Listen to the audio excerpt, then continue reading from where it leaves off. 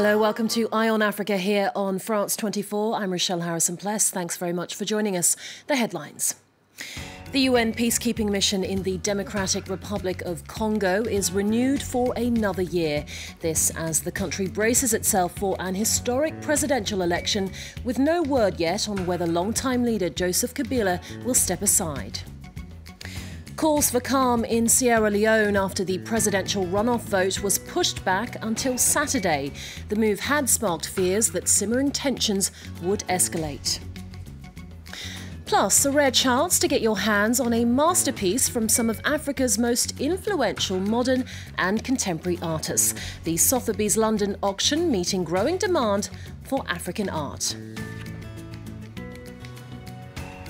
First up, a green light from the UN Security Council, unanimously backing a resolution to bolster the MONUSCO peacekeeping mission in the Democratic Republic of Congo, as the country gears up for an historic transfer of power at the end of the year. The mandate for the UN's largest peacekeeping mission has been renewed until March 2019. Well, for more on this story, let's cross now to Daniel Hoffman, our UN correspondent in New York. Daniel, tell us more about this resolution and why the UN saw it necessary to strengthen its role in the DRC. Well, first of all, the content of the resolution is pretty straightforward. You just said it. It renews the mandate of the MONUSCO for one more year, which means that it will be able to operate until at least March of 2019. And it's significant for this mission, which is the largest peacekeeping mission across the world, with more than 15,000 soldiers deployed in the country, and also obviously one of the most expensive ones. Now, what the resolution entails is obviously a much more complicated issue. Basically, the text says that the MONUSCO has two top priorities. Number one is the protection of civilians, which is a big and hard task in a country that has been undermined by political instability for the past few years, especially in the eastern and central provinces with armed groups operating there. Number two, and this is the main mission of the MONUSCO, is to oversee the political process leading to the presidential election of December. This is also a very hard challenge. This election is supposed to see President Joseph Kabila step aside after 17 years in power. He is one of the longest ruling leaders in Africa, and no one knows at this stage whether or not this will happen. And even if the election itself will take place, it's already been postponed twice. It should have taken place in 2016, and it did not. Recently, protests for Joseph Kabila to make his position clear whether or not he will step down have ended in a bloodbath. So now the whole question is to know whether Kabila will try to seek to modify the constitution and seek a third term, or whether he will accept to step down and a successor to come after him. OK, Daniel, thank you very much for that update. Daniel Hoffman reporting for us from New York. Next, both candidates and voters in Sierra Leone are calling for calm after the country's presidential runoff was postponed. The second round vote will now take place on Saturday. The simmering tension sparked fears of unrest, as Nicolas Germain reports. When you have 3 million registered voters and only 15,000 votes that separate the two main candidates, tensions can rise. The ruling APC party came second in Sierra Leone's first round of the presidential poll and filed a fraud complaint. The High Court lifted the injunction, but preparations were delayed, and the election will be Saturday instead of Tuesday. Samura Kamara of the APC will face opposition leader Julius Maada Bio. We have to work few technicalities, really, that is between us and the APC. They still have few concerns, and we have agreed to address those. But nothing should stop us from having an election on the 31st. I just want to appeal to the people, first and foremost, to remain peaceful and to make sure that nobody should force anybody to go out into the street in a violent manner, win or lose, and that the safety, the security of Sierra Leone is in our hands. Sierra Leone has remained largely peaceful since the end of the civil war 16 years ago, but that conflict left 50,000 people dead.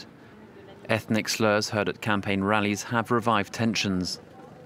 Now I'm just pleading to the two aspirants Julius Madabio and Samuel Kamara to come out and explain things to the supporters to be calm.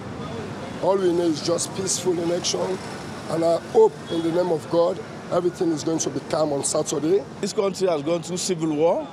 We have gone through mudslide, and so people are now aware of what is happening in the country. So we don't want any fight in this country anymore. All we want is peaceful election, transition to democratic government peacefully. Sierra Leoneans now hope the runoff will be similar to the first round on March the 7th. That election was declared credible by both national and international observers. Now, Kenyan opposition politician Miguna is set to appear in court on Wednesday, with a High Court judge ordering his release from the airport where he's currently being held. That's according to local media reports. Miguna was detained by authorities upon arriving back in Kenya on Monday, sparking a scuffle with security guards. He was deported last month after taking part in the mock inauguration of opposition leader Raila Odinga. Well, staying in Kenya, 8 high-profile reporters and columnists at the Nation newspaper have handed in their resignation.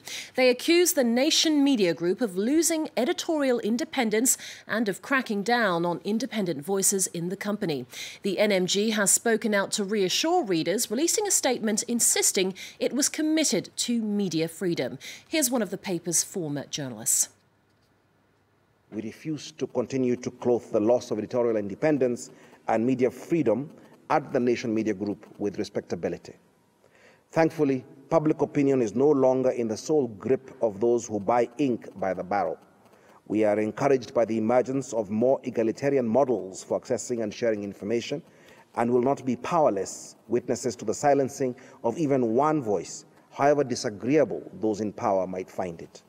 We assure our readership that we intend to continue to be heard and to engage with readers through making use of such models for free thought and the free exchange of ideas.